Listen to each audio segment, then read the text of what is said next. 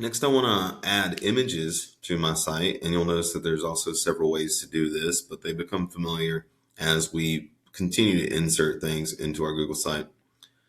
We can journey to our insert pane and click either images to upload or select images, just as we changed them for the headers or backgrounds earlier.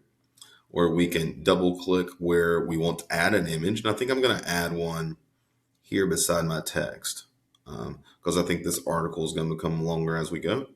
I want to point out that when I double click here, I have different options here than I do in my insert menu, which is kind of odd. But here, when I click images, it takes me to the same thing I would see if I did select images on the right or in the header or backgrounds. Here is my upload option. For some reason, even though the same icon is here and here, they aren't identical things. This image icon gives you the option to select images and gives you all those options, including the Google search. And it also gives you the upload option. So I'm going to go to images. I have the same four or so options that I had before, except for the Google chosen ones, right? That were just for like backgrounds. I'm going to go to Google Drive and I'm going to find an icon that I've created. So let's say that it is this one, my little Google Sites card.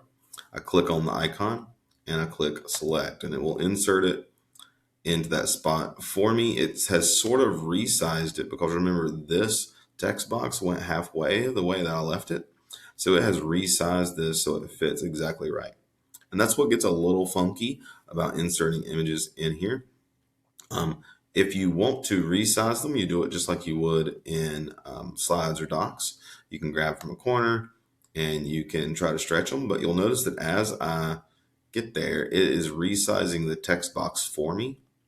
If I try to pinch this in to give it more room, it doesn't help a text box grow for me. So it'll bump it out of the way.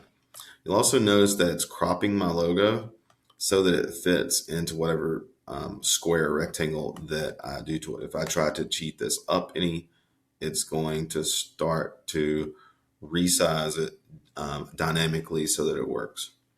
I can kind of control that a little bit more if I go here to cropping. Cropping in Google Sites is more of a zoom.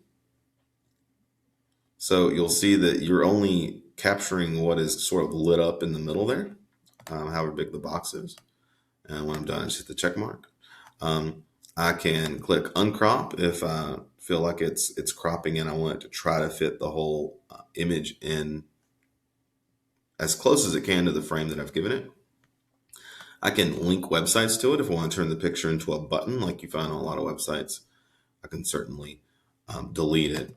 And I can replace this image with a new one, which I really like. So if I've put like a little placeholder image here, like I kind of have now, and I want to change it out later, or maybe I have a news article over here now, but maybe the news article changes later and I just want to keep the same format, I can switch it out and it will try to fit the picture in the exact same sized box.